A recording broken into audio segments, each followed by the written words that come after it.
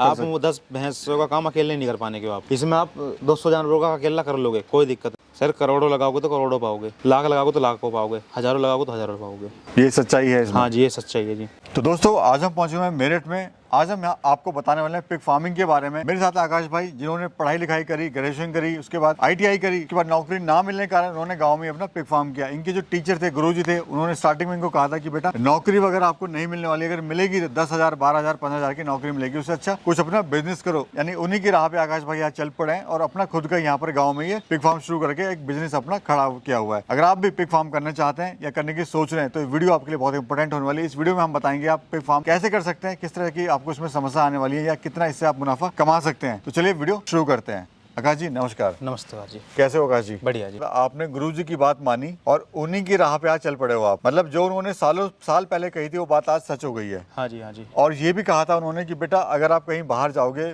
शहर में तो वहाँ पे 10-12,000 या 15,000 की नौकरी ही मिलेगी और 3-4 हजार का आप खर्चा वहाँ पे कर दोगे, रेंट पे रहना, ये सब चीजें रहना। तो कैसा लग रहा है आपको गुरुजी ने जो बताया था? बढ़िया लग रहा है जी। तो ये बात सच निकली सर? सच निकली।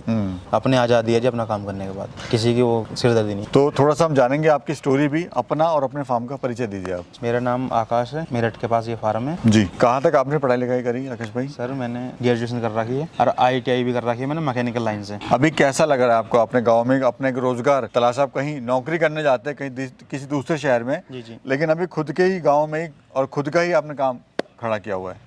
बढ़िया लग रहा है जी। बस फिर वो गुरुजी नु कह लगे, वो भी सरकारी नौकर थे गुरुजी नु, मैं अपने लड़के को वो बिजनेस करवाऊंगा कुछ भी। बिजनेस की तरफ उनको बोला? हाँ जी, हाँ जी।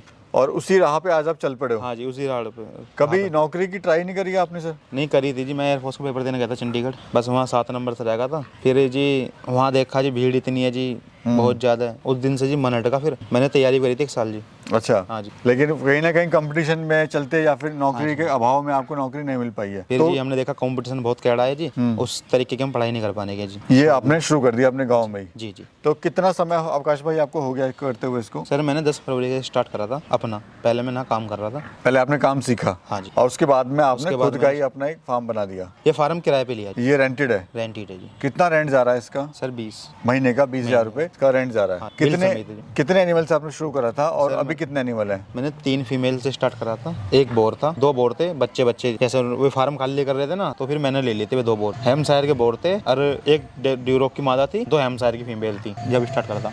सर ये बताइए कि पिग फार्मिंग का ही आपने चुनाव क्यों करा? क्यों आपको पिग फार्म अच्छा लगा और क्यों आपने इसे का चुनाव करा? सर हमने भैंस भी पाल रखी है घर पे, उनकी केवल 24 घंटा लगा रहना, सांझ को दूध काटना, गोबर हटाना, नियार करना, सब काम करना, लगा रहना, उसमें मेहनत ज्यादा है। आप उसे छोड़ो कहीं नहीं जा सकते। वहाँ टाइम है तो टाइम है, इसका हमें पता है टाइम है इसका, सुबह शाम का टाइम है। जब फीमेल भी आती है, जब थोड़ा टाइम लगता है, अलर्ट रहना पड़ता है, बच्चे ना चले जाए, वो भी ज्यादातर जाडे में ज्यादा करना, गौर देनी पड़ती है बस जी जी। इसी मार है। क्योंकि डेयरी फार्म अगर देखें हम गांव में तो उसमें पूरा आपको फोकस देना पड़ेगा, बहुत लेबर की जरूरत है, मेहनत है। और इसमें जो आप सुबह 2 घंटा देके शाम को 2 घंटा देके आप इसको आप 10 भैंसों का काम अकेले नहीं कर पाने के आप इसमें आप 200 जानवरों का अकेला कर लोगे, कोई दिक्कत नहीं है। तो सर कितना पूंजी लगी थी शुरुआत में आपको? शुरुआत में जी मेरे 1.5 लाख लगी थी। मैंने माल उधार लिया था, 1.30 का माल उधार लिया था मैंने। और कितने एनिमल की शुरुआत करी थी सर? 3 फीमेल 2 बच्चे लिए थे मैंने अंडे। अभी कितने एनिमल हैं टोटल? 100 है जी, 100 के प्लस है। अच्छा आकाश भाई, पहली जो कमाई आपको हुई है वो कितने दिन मानी स्टार्ट हुई और कितना आपने उससे कमाया? सर मेरे पास 3 फीमेल भी आई थी,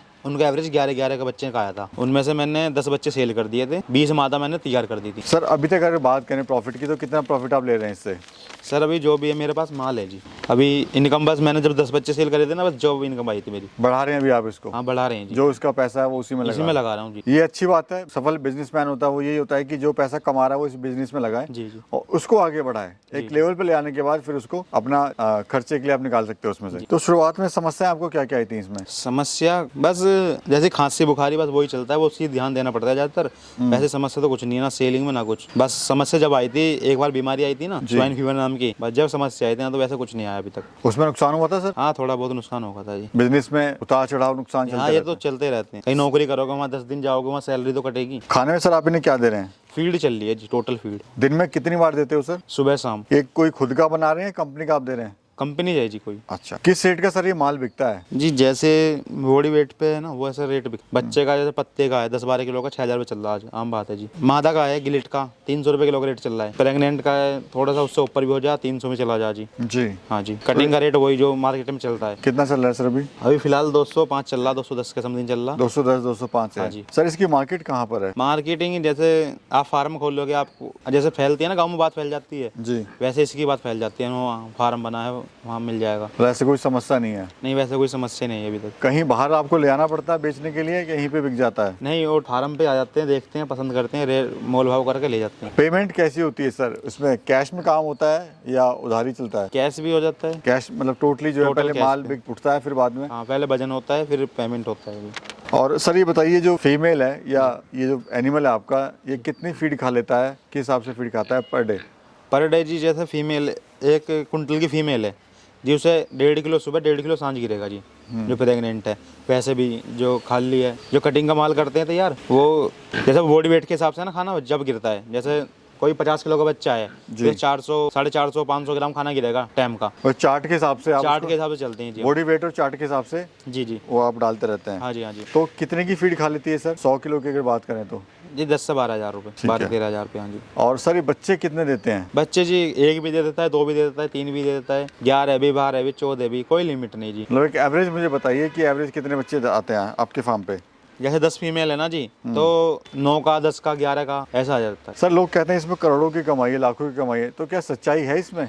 सर करोड़ों लगाओगे तो करोड़ों पाओगे, लाख लगाओगे तो लाखों पाओगे, हज़ारों लगाओगे तो हज़ारों पाओगे। ये सच्चाई है इसमें? हाँ जी ये सच्चाई है जी।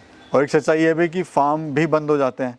हाँ जी फार्म बंद हो जाते हैं, वो सलाह नहीं ले पाते हैं सही से नहीं समझ पाते हैं एक मादा पे कितना खर्चा आ रहा है, क्या करना है, उन्हें कितने मादा पे करना चाहिए। वो बजट तो बना लेते हैं, जब वो फार्म बनाते हैं ना सारा पैसा वहाँ लग जाता है, फिर चलो माल भी खरीद लाएंगे, फिर तो जब खाना खाने की समस्या आएगी ना, जब सोचते हैं यार हमने क्या कर लिया, ये इसमें फार्म बंद ही कर लो। 1 साल 1.5 साल में फिर वो बंद ही कर देते हैं। यानी प्रॉपर मैनेजमेंट, प्रॉपर प्लानिंग का ना होना, हाँ जी ये सबसे बड़ा कारण है फार्म का बंद होना? यही सबसे बड़ा कारण है जी। सर आप ये मुझे बताइए, जब आपने काम शुरू करा था तो लोगों ने भी काफ़ी विरोध किया होगा आपका, हाँ जी।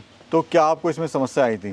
कुछ भी ना, लोगों की बात मैंने इग्नोर करी थी बस। नो फार्म सुबह फार्म कर रहा, मैंने क्या हम कर रहे हैं, हमें पता है ना कैसा खाना खवा रहे हैं उन्हें, लोगों तो महंगा खाना ये खा रहे हैं जी। यानी कहीं ना कहीं मतलब चैलेंज था हम लोगों के लिए भी कि भाई आपने क्या काम कर रहे हैं, आप कुछ अपना कुछ और बतेरे ने कर रहे कहीं डेयरी कर लो, डेयरी जंगल में करते हैं चोरी हो जाएंगी जी, भैंस खुल जाएंगी वहाँ, गोली फोली बच जाए। हैं। जी ये समस्या तो है। हाँ जी, इसी मारे ये से तो कोई नहीं ले जा सकता। सर कैसे कुछ शुरुआत करें पिग फार्म की, ये बताइए। अब आप कुछ शुरू करना चाह रहे हैं तो शुरुआत अपना पहले छोटा मैनेजमेंट करें जी, कम से कम 1 बीघे में अपना बजट बनावें, सलाह लें प्रॉपर, भाई एक मादा पे कितना खर्चा आ रहा है, हम कितनी मादा का बजट झेल सकते हैं। कम से कम 1 साल का पैसा अपने पास बना के चलें। नू मत सोचें हम माल बेचेंगे उसका पैसा घर में, उसे तो सोचिए मत कभी घर में ले जाने को, वो पैसा उसमें ही लगेगा, पता नहीं लगेगा कितना लग जाएगा।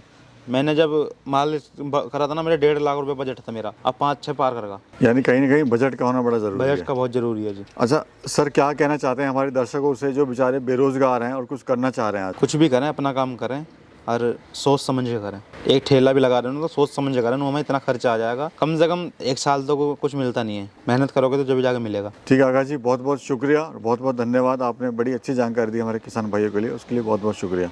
धन्यवाद सर। धन्यवाद जी। धन्यवाद।